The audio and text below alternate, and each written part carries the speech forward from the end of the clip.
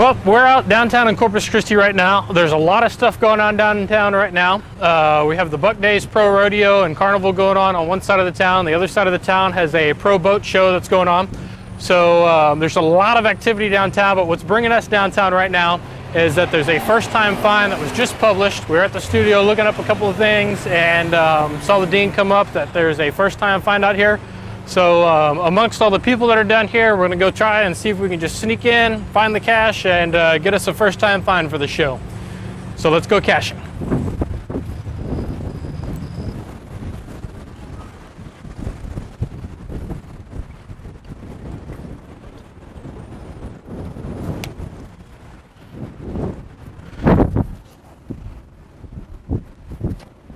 Oh, here we have it.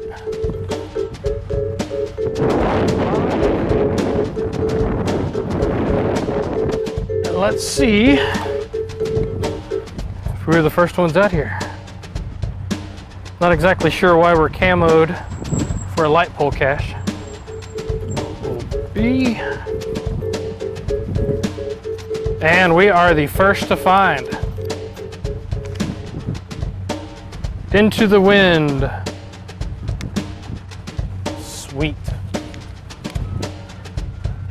Well, this is a first on Let's Go Caching. Our first to find on video.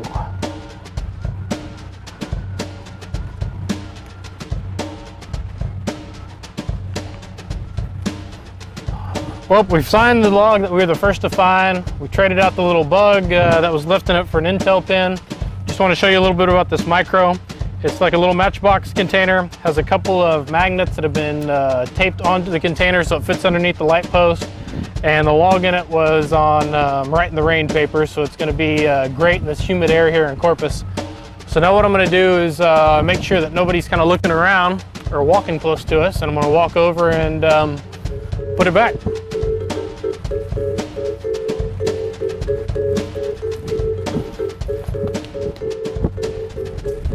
Go back to the studio. Let's go caching.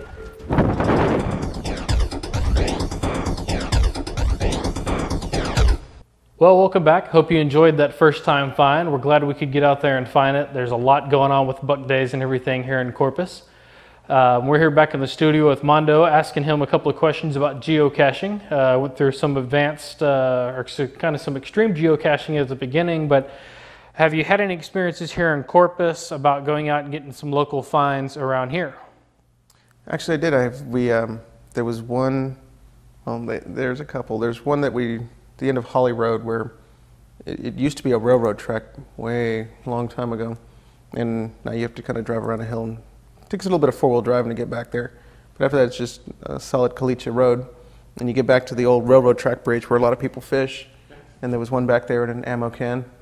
That one had a lot of stuff in it, a lot of local stuff. We also found one at the Cracker Barrel, and actually that one was harder. It was at the restaurant, but I mean, I'm not going to elaborate exactly where it is, but it's difficult. Yeah, it is. We hunted that one just last week, and that, due to the fact that there's so many people coming in, it was really difficult to be able to find that. And it definitely was not what I was expecting it to be. Yeah. I was moving things out of the way. You're right, there was a lot of people. Yeah, you get funny stares, like, what is this person doing? But it was really cool. Once I found it, I was like, that's neat. Yeah. I'm not going to elaborate, but it was really cool. And then I also did one downtown. It's at a big restaurant area that has a couple of really high-end restaurants called Water Street Oyster Bar, Executive Surf Club, Aqua Java. There's a whole little complex there. And there was one there that was same thing, that like the guy in New Mexico, somebody was like, oh, I think what you're looking for is there.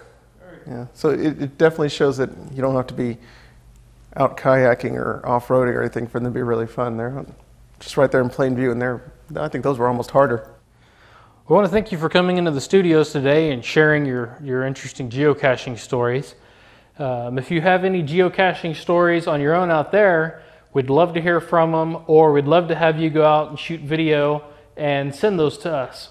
If you're interested in contributing to the show, you can go to letsgocaching.com. We have our email information on there to where you can contact us about submitting maybe some interesting caches, information, an event that you're having in your area, make a little video clip about it, introduce yourself, tell us who you are, tell us what's going on, if it's a cache, what you're hunting for, if it's a milestone, what number you're going to be hitting, and get it to us at letsgocaching.com. We'd also like to thank Lisa B from Cache Advance. She's kind of a supporter of the show now. I want to give her a little shout out. And also to Sunny and Sandy that have the Podcacher podcast. If you don't have a chance to watch, you can always listen to their show, which is podcaster.com. Go on, they produce a great geocaching podcast that they put out once a week. And hopefully we'll be interviewing them in a couple of weeks when they come to San Antonio. If you need any other information, log on to letsgocaching.com and we'll see you out there. So let's go caching.